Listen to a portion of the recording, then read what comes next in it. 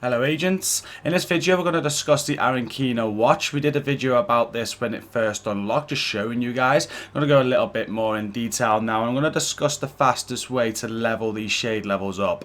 You're going to need to hit 1000 levels, so a lot of you are wanting to do that quick, so this video should help you. And if it does, do hit that like button, consider hitting subscribe for more content from myself. We've got a lot of the Division 2 content on the channel, go and check it out. We also have a fantastic gaming community if you want to check that out as well. After this video, check out the video description, is linked at the very top. So the first thing is the watch itself. If you go into your inventory, you can see the Arankino watch at the bottom right here.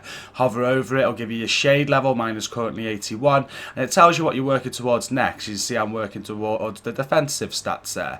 I've got no points available to me right now, but if we click into this, we can have a look at all these nodes, which I've explained in a previous video. You're going to unlock these skill points to invest in each node. I'm currently investing in weapon damage on my offensive, armor on my defensive, stability on my handling, and skill power on my utility. So, skill damage should I say rather than power. Also, at every round you get some scavenging, which gives you some materials or money, but that's about it. And the way you get these shade levels up is just by playing the game and earning XP. As you earn, it's like the old field proficiency. So every time you used to get a field proficiency cash, you're instead going to get a shade level to invest here instead.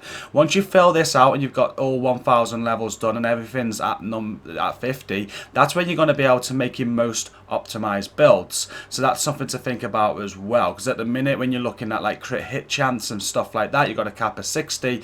Obviously on the offensive here, I've got a crit hit chance which I can improve by 10% over time. So like you might make a build now where you capped it out, but once you got this up by 10%, you're going to want to alter that build. We're talking about that the other day, so you really do want to get this watch maxed out as soon as possible. And on top of that, just a side note, we think it's got something to do with a secret on Liberty Island once this is also maxed out. So we're working hard at that. I'm trying to get it up as quick as I can, but how do you get it up as quick as you can? So as I said, it is all about XP. So the higher difficulty content you're doing, the more XP you're given. But it's like risk and reward, isn't it? If I'm going to be playing legendary missions to take me 7 hours to complete, I'm actually not going to get as much XP as I would if I was just running challenging. So you need to know where you're at in the game before you know how to grind these shade levels. As long as it's comfortable, it's working, I'd say, and you just need to do whatever you want. Now you could go to control, you get XP for absolutely everything. I've seen people going around control points, handling in all the materials every day. That'll give you XP.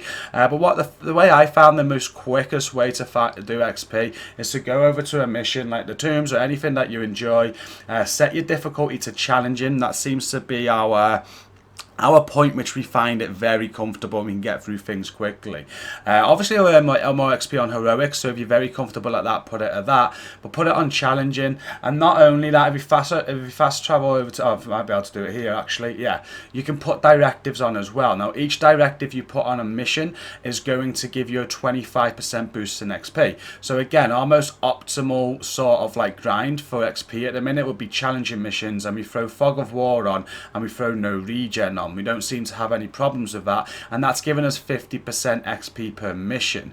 I just want to show that, so we just fast travel to the tombs now. If I go to mission options, we put it on heroic there.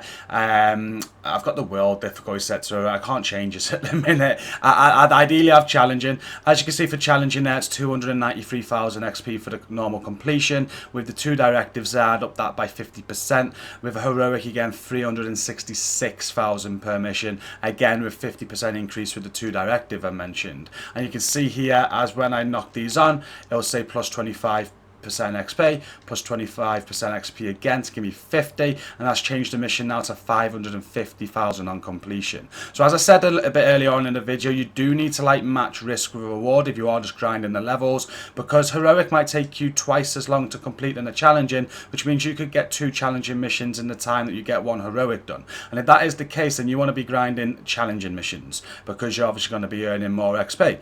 So that's how you do it, and we really did find challenging with 2 directives directives on was very easy to complete in a good team, and we were smashing in the shade levels. So that is a great way to grind. That's what I'd recommend at the minute. And not just that, you can actually set the whole world to this. You can press map, you can go press right on the D-pad, change your global difficulty to challenging, and do the same for the 2 directives on if you wanted to, and that would give you that constant extra XP for every open world activity that you do. Other than that, I'm not too sure, guys. Like, you can do anything in the game. We're finding we're getting the most shade levels increased by grinding for these exotics on the missions and setting it up on challenging with 2 directives. But as I said again earlier in the video, if you're much comfortable at a higher difficulty, you'd go for the higher difficulty. You get those levels up much faster.